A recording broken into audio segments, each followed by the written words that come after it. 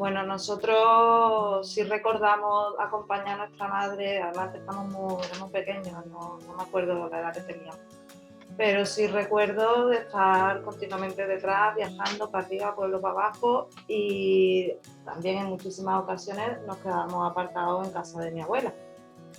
Entonces, realmente conscientes de lo que se estaba fraguando, yo no lo era, para nada. Sí tenía, que además presumía de ello con mis amiguitos del cole y eso, unos conocimientos, por ejemplo, de sexualidad o de métodos anticonceptivos que no tenían otros. Yo tenía en la casa, había una cajita con diafragma, con preservativos, con DIU, y aquello nosotros pues sabíamos manejar, de eso presumíamos. Y entonces es cierto que, pues eso, que yo no era consciente en ningún momento del follón que mi madre montó un follón bastante importante, no era consciente.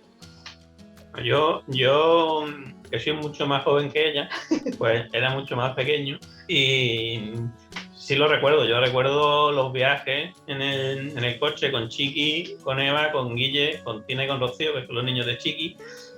Yo no sabía lo que iba. Yo sabía que hoy vamos a Coín, pues a Coín. Hoy a Mija, pues a Mija. Y sí, yo sabía que era más o menos pues para hacer una charla para instruir a mujeres el tema de planificación familiar. La palabra planificación familiar yo la tenía muy presente porque se escuchaba en mi casa constantemente, pero tampoco tenía muy claro lo que era, ni tampoco me importaba mucho. O sea, yo iba allí pues a Coín, pero bueno, no tenía ninguna conciencia de lo que realmente era aquello. Había una cosa muy graciosa que hay veces porque claro, en aquella época reunir a tantas mujeres porque lo que hacían era sacar a las mujeres de sus casas.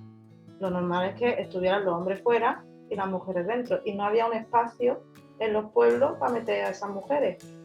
Y recuerdo algún caso gracioso, el pueblo no me acuerdo cuál era, que se reunieron en la iglesia.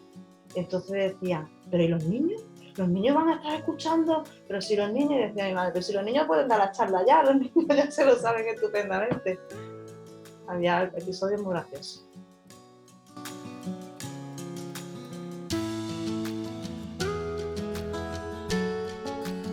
Pues mira, mi madre era una persona normal.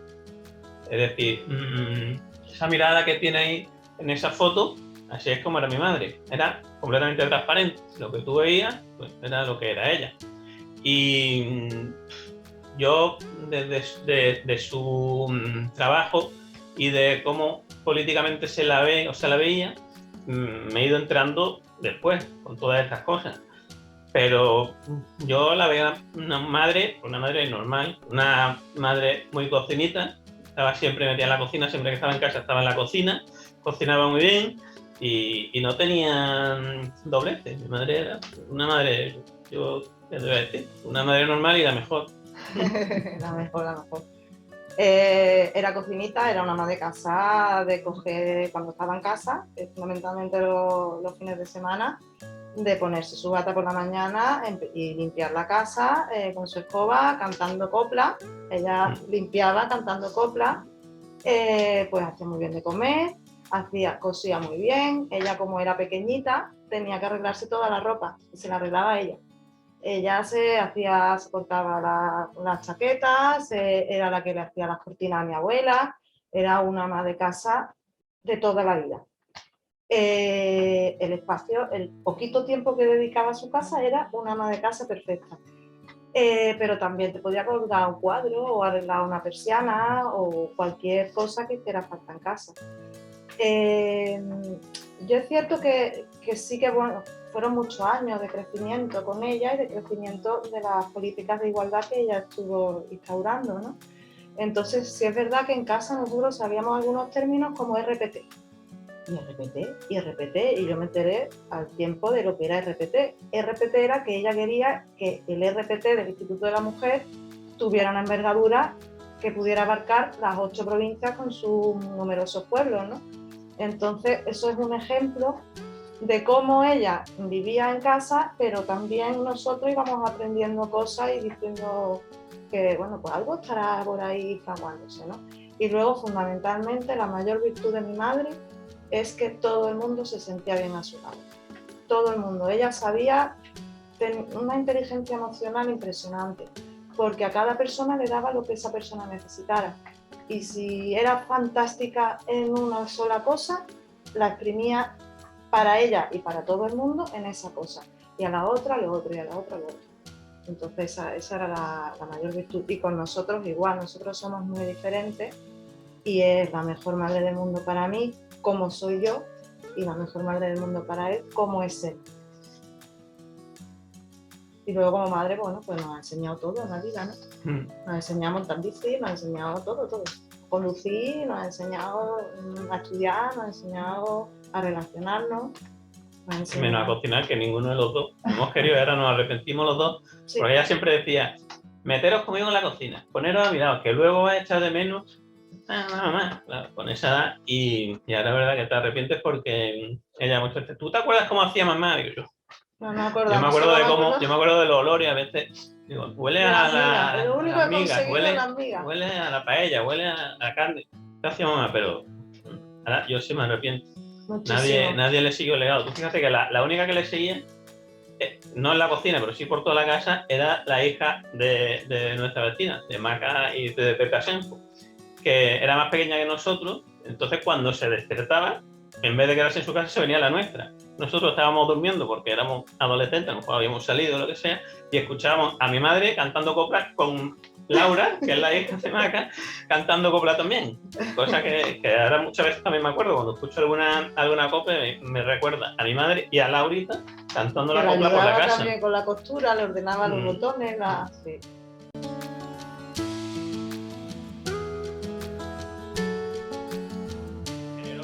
Porque era generosa, porque le salía por naturaleza, y luego le molestaba mucho la injusticia. Entonces ella, fíjate, había cosas que hacía, yo no sé si ella no estaba del todo bien, pero su última etapa, que fue en el Congreso en Madrid, yo vivía con ella porque yo estudiaba en Madrid, y entonces había veces que me levantaba y me decía, ¿cuántas monedas tienes de 1 euro?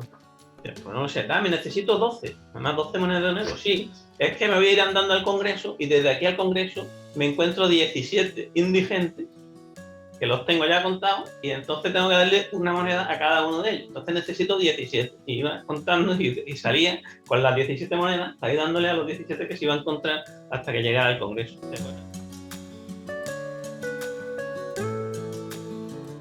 Ella era consciente, es decir, su principal virtud era que tenía clarísimo lo que quería y cómo tenía que conseguirlo, y su segunda mejor virtud era que era perfectamente consciente de sus limitaciones.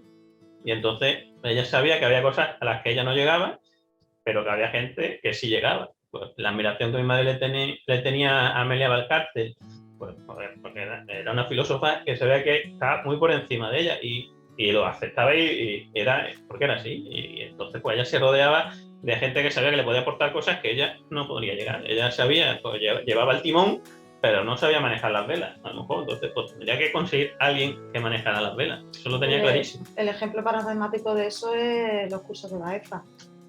En los cursos de Baeza ella era la primera que asistía como alumna de las sabias que allí iban porque ella la había llamado.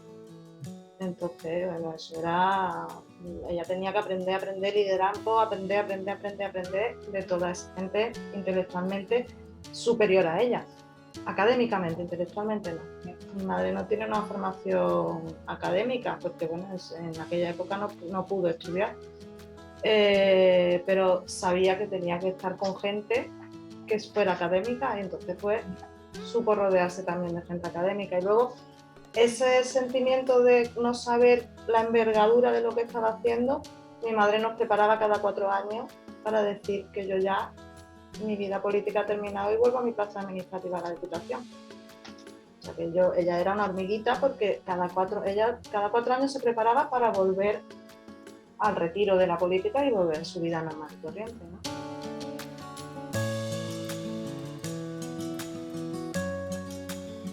Yo creo que Ale también, estamos abrumadísimos porque en ningún momento nosotros podíamos pensar que cuando mi madre faltara, este reconocimiento, que haya calles en muchos sitios, que tanta gente siga acordándose de ella. Mi madre salió de la vida pública en el 2004, estamos en el 2022, que estéis haciéndonos esta dedicación, a mí me abruma. Yo de verdad que creo que no sé qué decirte, no creo que haya que hacer mucho más. Sí, por la figura de Carmen Olmedo. Ahora sí creo que es importante intentar de alguna manera copiar la manera de trabajar que tenía ella, que era generosa y, como he dicho antes, rodearse de gente fantástica, aunque fuera fantástica solamente en una cosa, y de esa sola cosa pues aprovecharse para el resto, ¿no?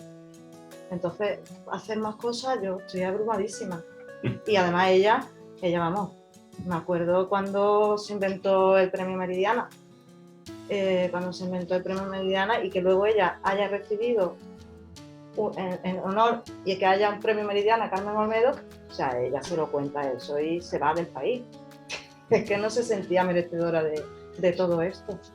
Siempre para ti es un orgullo, obviamente, que se reconozca a tu madre, pero ya te digo, yo, de toda la trayectoria política de ella, he estado siendo consciente a posteriori. Yo, durante el tiempo que ella estaba políticamente activa, pues yo no era muy consciente porque yo tenía mi vida de niño, de adolescente, y simplemente que no le prestaba mucha atención. Es verdad que ella era muy mediática. Es verdad que yo estaba en el cole o estaba en algún sitio y a lo mejor pues, la vi en un periódico, era mediática y yo era pues, más o menos consciente de que tenía una relevancia, pero ni mucho menos la relevancia que se le da ahora y que se nos ha ido transmitiendo después.